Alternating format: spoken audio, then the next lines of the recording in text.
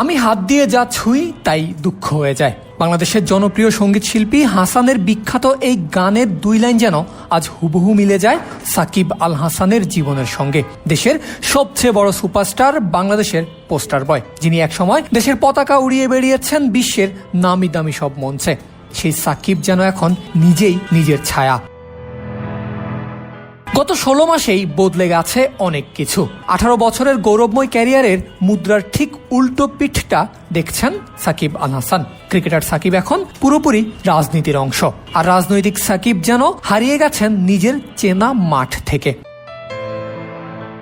যে সাকিব একসময় IPL, PSL, big ব্যাশে খেলতেন, তাকে এখন দেখা যাচ্ছে নাম না জানা কিছু টুর্নামেন্টে। Caribbean max 60, Canada super 60, global cricket league USA কিংবা ইন্ডিয়ান হেভেন লিগে।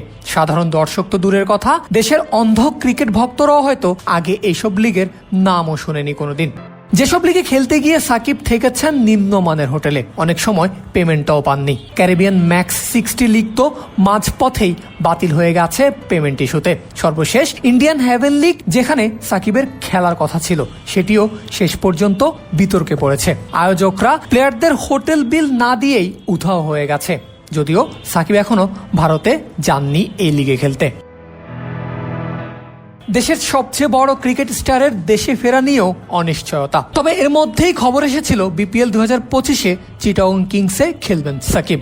তারা সাকিবকে দলে পাচ্ছে এমন একটা ঘোষণাই দেয় চিটাগং কিংস, কিন্তু শেষমেশ তা হয়নি। উল্টো নন পেমেন্ট ইস্যুতে দলটাই এখন অংশ নিতে পারবে না আগামী বিপিএলে, এমন ঘোষণাই দিয়ে দিয়েছে বাংলাদেশ ক্রিকেট বোর্ড।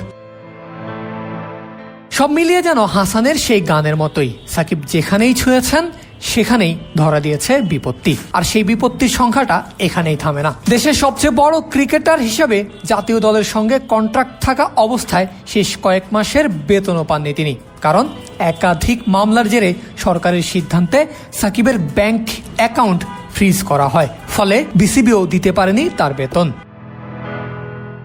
ক্যারিয়ারের বিভিন্ন সময়ে সাকিব নাম লিখিয়েছেন বিভিন্ন ব্যবসাতেও, রেস্টুরেন্ট, কাকড়া, শেয়ার বাজার, আরো কত কি, কিন্তু সফলতার মুখ দেখেননি কোনোটাতেই। সাকিব থেকে শুরু করে মোনার্ক মার্ট সবই এখন বিলুপ্ত ইতিহাস।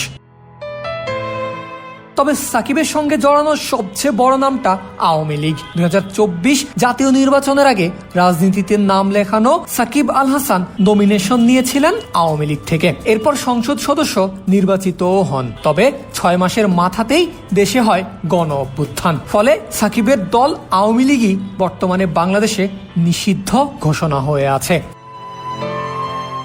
একসময় বাংলাদেশের গর্ব ছিলেন, 22 গজে সোনা ফলিয়েছেন। সেই সাকিব আল হাসান এখন হাত দিয়ে যাই ছোন সেটাই যেন দুঃখ হয়ে যায়।